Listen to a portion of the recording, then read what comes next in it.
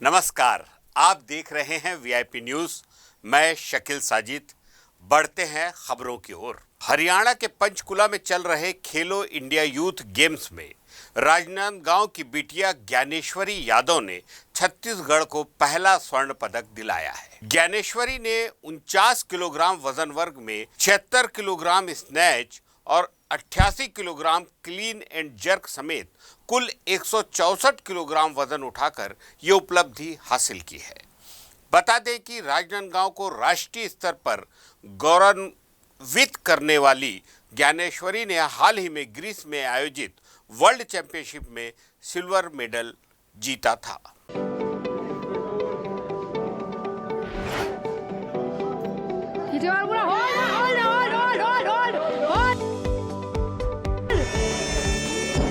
हरियाणा के पंचकुला में चल रहे खेलो इंडिया यूथ गेम्स के वेट लिफ्टिंग में राजनांदगांव की बिटिया ज्ञानेश्वरी यादव ने अपना सर्वश्रेष्ठ प्रदर्शन देते हुए छत्तीसगढ़ को स्वर्ण पदक दिलाया है।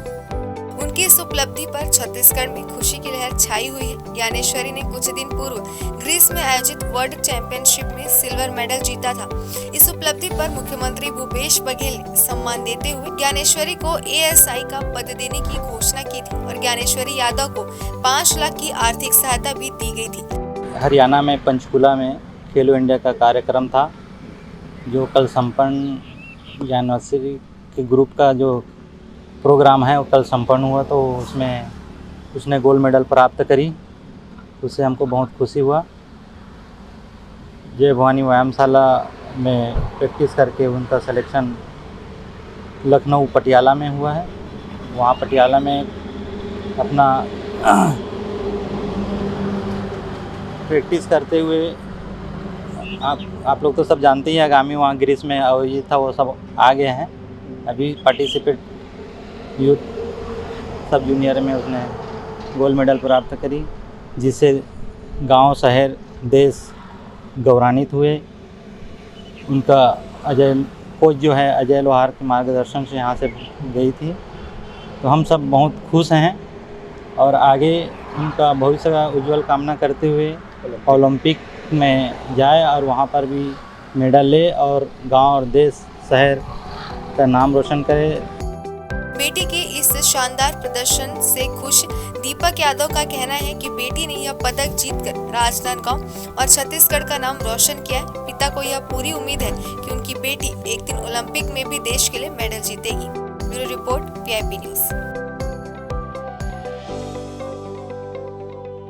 मुख्यमंत्री भूपेश बघेल ने अपने प्रदेश व्यापी भेंट मुलाकात कार्यक्रम के दौरान आज कांकेर जिला मुख्यालय के अलबेलापारा स्थित मातृ एवं शिशु रोग अस्पताल का शुभारंभ किया।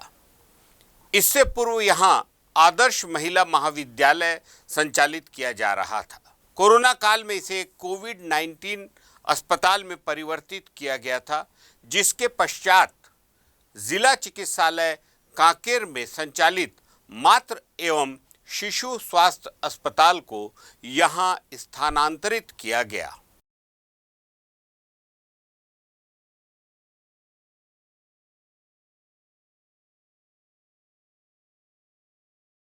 मुख्यमंत्री भूपेश बघेल कांकेर के शासकीय नरहर देव उत्कृष्ट उच्चतर माध्यमिक शाला के समर कैंप में बच्चों से मिलने पहुंचे। उनके स्वागत में यहां बच्चों द्वारा स्वागत नृत्य की प्रस्तुति दी गई। मुख्यमंत्री ने बच्चों द्वारा बनाए गए क्राफ्ट वर्क का अवलोकन भी किया और बच्चों के आग्रह पर भौरा चलाकर भी दिखाया। मुख्यमंत्री भूपेश बघेल ने कहा कि स्वामी आत्मानंद स्कूल ने अपनी उत्कृष्टता साबित की। अब सभी जगह इन स्कूलों को खोलने की मांग हो रही है।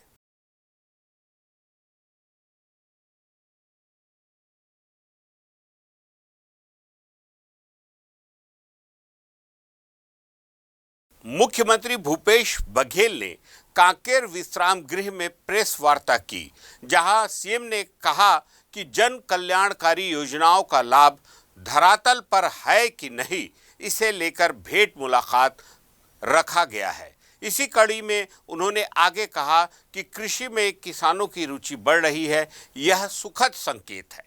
राज्य सरकार की योजनाओं का प्रचार प्रसार हो रहा है, खामियों के साथ साथ अच्छाइयों का भी पता चल रहा है। इसी बीच सीएम ने पत्रकार भवन निर्माण के लिए 20 लाख रुपए देने की घोषणा भी की। योजना ज्यादा लागू होने के कारण जल स्तर भी नीचे जा रहा है। इन सब बातों को ध्यान में रखते हुए मैंने बोधघाट प्रोजेक्ट की बात की थी, लेकिन यहाँ के लोगों ने थोड़ा सा पिछले समय आंदोलन भी हुआ था, प्रदर्शन भी किए थे। तो मैंने एक निर्णय लिया था, जब तक कि यहाँ के लोग डिमांड नहीं करेंगे तब तक उसका निर्माण नहीं कराना। हरियाणा और राजस्थान में होने वाले राज्यसभा चुनाव के लिए कांग्रेस आलाकमान ने छत्तीसगढ़ से मुख्यमंत्री भूपेश बघेल और स्वास्थ्य मंत्री टीएस सिंहदेव को बड़ी जिम्मेदारी सौंपी है। ऑल इंडिया कांग्रेस कमेटी ने कल देर शाम को पर्यवेक्षकों की नियुक्ति को लेकर एक आदेश जारी किया है, जिसमें मुख्यमंत्री भूपेश बघेल और छत्तीसगढ़ से नवनिर्वाचित राज्यसभा सदस्य राजीव शुक्ला को हरियाणा चुनाव के लिए पर्यवेक्षक बनाया गया है। तो वहीं स्वास्थ्य मंत्री टीएस सिंहदेव को राजस्थान चुनाव की जिम्मेदारी सौंपी गई है। छत्तीसगढ़ के दोनों बड़े नेताओं को जिम्मेदारी दिए जाने के बाद संसदीय कार्य मंत्री रविंद्र चौबे ने इसे बड़ा सौभाग्य बताते हुए कांग्रेस आलाकमान का धन्यवाद दिया है और हरियाणा की स्थिति की जानकारी देते हुए कांग्रेस की जीत का दावा किया है। राज्यसभा का हरियाणा का निर्वाचन, राजस्थान का निर्वाचन अभी होना है, तो कांग्रेस पार्टी अपने विधायकों के साथ पूरी मुस्तैदी से लगी हुई है। हरियाणा में जीत के जो आंकड़े हैं, कांग्रेस के पास उतना समर्थन प्राप्त है, लेकिन हम लोगों ने देखा है कि इस लोकतंत्र में लगातार भारतीय जनता पार्टी के बड़े हुक्मरान जो हैं वो विधायकों की खरीद फरोख्त जैसी बातें करते हैं। हमने देखा है कि गोवा में भारतीय जनता पार्टी के विधायकों की संख्या 2.5 तक नहीं पहुंची थी, लेकिन माननीय अमित शाह वहां सरकार बनाने में सफल हो गए थे। तो छत्तीसगढ़ में हरियाणा के विधायकों का आगमन हुआ है। अपने प्रशिक्षण के भी कुछ कार्यक्रम वो लोग चला रहे हैं, छत्तीसगढ़ की योजनाओं का अवलोकन भी वो लोग कर रहे हैं और संख्या बल के आधार पे लगभग पर्याप्त संख्या छत्तीसगढ़ में उनका हो चुका है। और हमें उम्मीद है, और जिस तरीके से विधायकों की यहाँ उपस्थिति है, तो हरियाणा का राज्यसभा का उपचुनाव जो चुनाव होने जा रहा है उसमें भी कांग्रेस प्रत्याशी को विजयश्री हासिल होगा। हसदेव अरण्य में पेड़ों की कटाई का विरोध करते हुए आम आदमी पार्टी ने छत्तीसगढ़ के सभी 90 विधायकों को पौधा भेंट किया। कुरुद विधायक अजय चंद्राकर के नाम भी आम आदमी पार्टी की कुरुद इकाई ने ज्ञापन देकर पौधा भेंट किया। वो जनता तक लेके जाए, उसका विरोध करे, इतना ही हमारा निवेदन है। ये माननीय विधायक जी के प्रतिनिधि के नाते हम आपको दे रहे हैं, तो आपसे निवेदन है कि हमारी मांगों को सुने और हमारे जो क्वेश्चन है उसके कम से कम उन पे अमल करें। हसदेव में लाखों पेड़ काटे जा रहे हैं। इस विषय को लेकर आम आदमी पार्टी लगातार प्रदर्शन कर रही है। लगातार पूरे प्रदेश में आज हम लोग 90 विधायकों को एक आवेदन दे रहे हैं कि हसदेव के मामले में सारे विधायक चुप क्यों हैं, क्योंकि आने वाले समय में अगर जंगल नहीं बचेगा, अगर पर्यावरण नहीं बचेगा, तो ये विधायक भी सांस नहीं ले पाएंगे और प्रदेश की जनता भी सांस नहीं ले पाएगी। तो हम स्थानीय विधायक के पास आए थे, उनसे हमने मांग करी है, उनको हमने आवेदन लिखा है कि हसदेव के मामले में ये जो कुछ सवाल हैं उन सवालों का जवाब जरूर दें और हसदेव के संरक्षण के लिए हमने कहा है कि आप भी सड़क पे हमारे साथ हैं, सड़क पे लड़ाई लड़ें। हसदेव को बचाना हम सबकी जिम्मेदारी है। जनप्रतिनिधियों के होने के नाते हम पूर्व विधायक अजय चंद्राकर जी के कार्यालय में आए थे, उनको हमने आवेदन दिया, उनके प्रतिनिधि ने आवेदन लिया। आने वाले समय में हमें उम्मीद है कि क्षेत्र की जनता की आवाज़ जरूर सुनेंगे और हसदेव के मामले पर मुखर होकर अपनी बात रखेंगे और केंद्र सरकार और राज्य सरकार तक एक विधायक होने के नाते अपनी बात रखेंगे। मुख्यमंत्री भूपेश बघेल द्वारा किए जा रहे प्रदेश व्यापी भेंट मुलाकात कार्यक्रम के दौरान सीएम बघेल ने अनेकों सौगातें प्रदेशवासियों को दी है, तो वहीं सैकड़ों घोषणा भी की गई है। इन घोषणाओं को सही समय पर अमली जामा पहनाने के लिए मुख्य सचिव अमिताभ जैन ने 8 जून को सभी विभाग प्रमुखों की समीक्षा बैठक बुलाई है। प्राप्त जानकारी के अनुसार इस बैठक में mobile bank, Swami Atmanand school से लेकर कर्मचारी संगठनों की लंबित पदोन्नति संबंधी विभिन्न मुद्दों को भी शामिल किया जाएगा।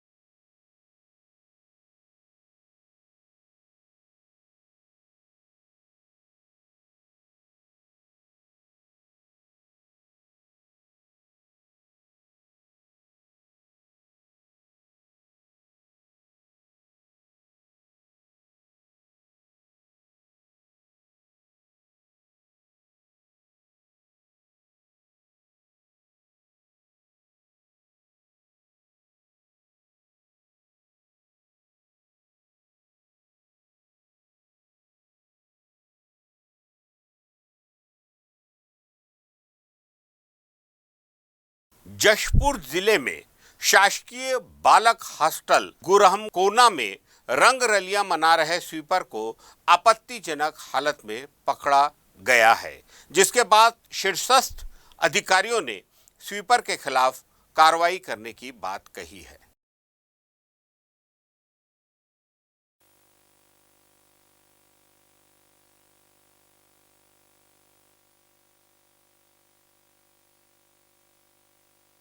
मैं सर आगे से ड्यूटी आया था यहाँ आश्रम में, और भाभी बाद में आए, बोले कि नहीं थोड़ा सा अभी का जगह दीजिएगा, आपका भैया मारने के लिए पीटने के लिए तैयार है, इसीलिए मैं यहाँ थोड़ा जगह दे दिया। फिर आए लोग, फिर तो दरवाज़ा बंद कर दिया, तो कहाँ से हम लोग बाहर निकलेंगे। तो वो बता रहे हैं कि आप लोग आपत्तिजनक अवस्था में थे। वैसा नहीं था सर, वैसे हम लोग स्थिति में मतलब आप ड्यूटी में अलग अलग का था बता। हाँ आ गया था मैं भी। तो मेरे को 6 बजे फ़ोन किए आश्रम अधीक्षक जी कि यहाँ पे एक लड़का लड़की हैं, तो उसमें रखे हैं। तो मैं 6 बजे फ़ोन किए, फिर सूचना मिला, मैं आया यहाँ पे और उनको देखा, दोनों को मेरे सामने, उनको दोनों को निकाले, लड़का लड़की को, और उनसे पूछताछ किए तो उन लोग तो भाई नहीं बताए कि हम लोग का विषय में आए हैं। लड़की को भी पूछे, लड़का को भी पूछे, तो कुछ नहीं बताए। तो हम लोग सोच रहे हैं कि अभी प्रशासन को अवगत कराएंगे। शिकायत आई थी सुबह ग्रामवासियों के द्वारा कि वहाँ पे जो हॉस्टल है बालक हॉस्टल, उसमें कुछ अनैतिक कार्य हुआ है। वहाँ के जो स्वीपर है त्रिलोचन यादव के द्वारा, मेरे द्वारा जांच किया गया और वहाँ पे ग्रामवासियों की कुछ मांग है। श्री त्रिलोचन यादव को तो वहाँ से हटा दिया गया, अभी कार्यमुक्त कर दिया गया है स्वीपर पद से, और ग्रामवासियों की मांग है वहाँ पे कुछ चीज़ों को लेकर के, सिक्योरिटी को लेकर के, इस तरीके के कार्य की दोबारा पुनरावृत्ति न हो, इस संबंध में जाँच किया गया है। जो भी जांच प्रतिवेदन है वरिष्ठ अधिकारियों को द्वारा प्रेषित किया। जनता कांग्रेस छत्तीसगढ़ की राजनांदगांव शहर इकाई ने सोमवार को मानव मंदिर चौक में मुख्यमंत्री भूपेश बघेल का पुतला फूका।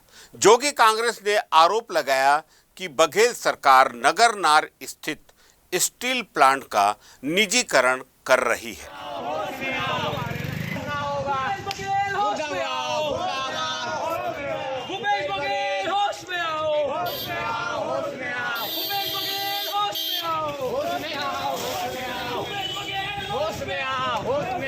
छत्तीसगढ़ हिंदी साहित्य परिषद, संगवारी सोशल मीडिया समूह और श्री साईनाथ फाउंडेशन द्वारा देश के प्रसिद्ध पत्रकार और साहित्यकार पंडित भवन प्रसाद मिश्र स्मृति में कल देर शाम समारोह का आयोजन किया गया। इस दौरान व्याख्यानमाला, पुस्तक विमोचन, अलंकरण व एकल काव्य पाठ भी की गई।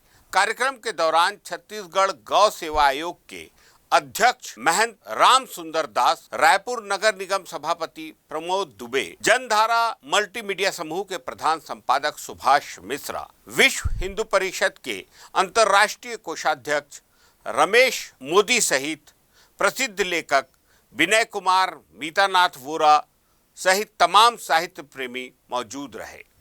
इस दौरान सभी अतिथियों और वक्ताओं ने पंडित मिश्र से जुड़ी तमाम यादें साझा की और बताया कि किस तरह पंडित बबन प्रसाद मिश्र का अहम योगदान भारतीय पत्रकारिता और साहित्य जगत में रहा। पंडित जी के अभिन्नों में से रहे और निरंतर मार्गदर्शन पर आप लोगों को बहुत बहुत धन्यवाद। हम हमेशा नए नए टॉपिक्स उठाते हैं चर्चा के लिए और यही कोशिश रहती कि सब एक साथ आगे बढ़े। मेरा नाम गिरीश मिश्र है। मैं पंडित स्वर्गीय बबन प्रसाद जी मिश्र का सब ज्येष्ठ पुत्र हूँ और सुभाष मिश्र का भतीजा हूँ।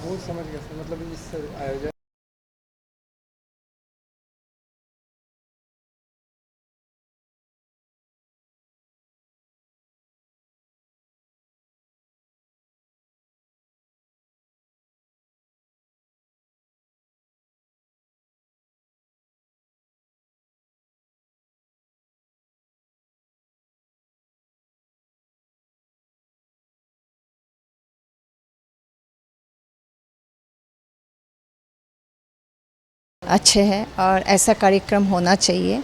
जो इस कार्यक्रम का मूल जो टॉपिक है सनातनी सिविलाइजेशन, इसके ऊपर अभी काफ़ी देर से चर्चा हो रही है और हमको ये जानना है कि हमारा जो युवा है, जो देश का फ्यूचर है, उनको इन सब के बारे में बहुत जानना चाहिए। Huge percentage of a population is there who wants to know about our missing Sanatani civilisation. उसका अंदर में हमारा रिलीजन हो गया, कल्चर हो गया, अपना ट्रेडिशन हो गया। बहुत सारे ऐसे चीज़ है जो डॉक्यूमेंटेड नहीं है, बहुत सारे ऐसे चीज़ें जो डॉक्यूमेंटेड थे लेकिन डिस्ट्रॉय हो गए हैं, या तो बहुत सारे ऐसे चीज़ें जो गलत तरीके से डॉक्यूमेंटेड हुए हैं।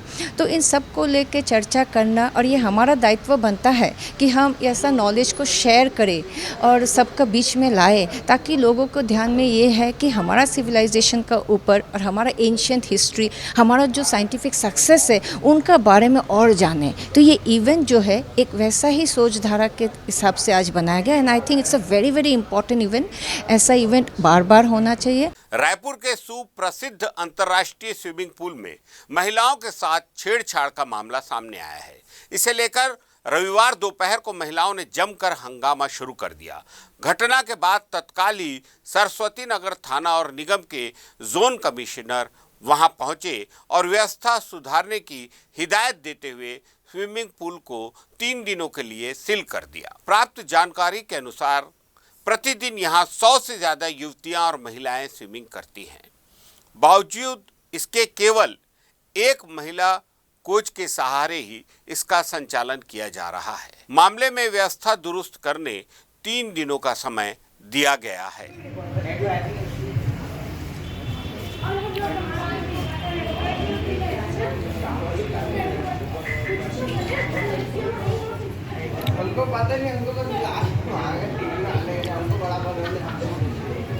बेमेतरा जिले में बिजली विभाग के मुख्य अधिकारी उमेश कुमार ठाकुर ने विभाग के कर्मचारियों की सुरक्षा को लेकर बैठक ली, जहां पोल पर चढ़ने और तारों को सुरक्षा के साथ कैसे दुरुस्त करना है, इस पर चर्चा हुई। इस दौरान अधिकारी ने कर्मचारियों को सुरक्षा को लेकर शपथ भी दिलाई।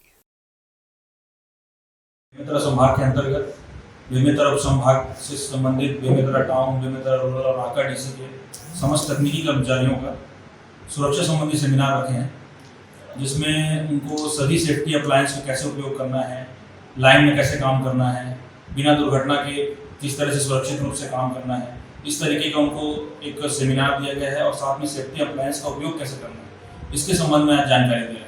भिलाई के खुर्सीपार थाना की टीम ने नशे के अवैध कारोबार पर शिकंजा कसा है, जहां पुलिस ने शहर के 2 अलग अलग जगहों से नशे के कारोबार कर रहे 4 आरोपियों को गिरफ्तार किया है। इनके पास से पुलिस ने 5 लाख कीमत के 207 नग ब्राउन शुगर और 223 नशीली टेबलेट जब्त की है। इसमें जो है क्योंकि इसका उत्पाद दो तरह से ये आता है, एक तो जो कीमत करोड़ों में होती है उसको पकड़ने की कोशिश। थाना क्षेत्र में एनडीपीएस की कार्रवाई हुई है, जिसमें कि 21 ग्राम ब्राउन शुगर 230 पुड़ियों में और 250 टैबलेट नाइट्रोजेपाम 10 मिलीग्राम जो है जब्त किए गए हैं। ये दोनों एनडीपीएस में प्रतिबंधित हैं और कॉमर्शियल क्वांटिटी में आते हैं। एनडीपीएस की जो कठोर धाराओं में इनके खिलाफ एफआईआर करके 4 लोगों को गिरफ्तार किया गया है, 2 को ब्राउन शुगर में, 2 को नाइट्रोजेपाम केस में। निश्चित रूप से दुर्ग क्षेत्र में भी काफ़ी नशे का कारोबार चल रहा है। सूचना मजबूत किया जा रहा है। अभी हमने एंड कस्टमर्स पे, एंड डिस्ट्रीब्यूटर्स पे छापा मारा है और हमारी कोशिश होगी जो छोटे मंझले और बड़े डिस्ट्रीब्यूटर्स जो हैं, जो इस नशा को लेके आ रहे हैं और बेच रहे हैं, उन पे भी हम कार्रवाई करें। रायपुर नगर निगम ने फिर एक बार शहर में सिटी बसों के संचालन के लिए टेंडर जारी कर दिया है। निविदा शर्तों के मुताबिक ऑपरेटर को टेंडर मिलने के 45 दिन के अंदर ही सिटी बसों का संचालन शुरू करना होगा। टेंडर जारी होने के बाद ये माना जा रहा है कि जल्द ही शहर की सड़कों पर सिटी बस दौड़ने लगेंगी।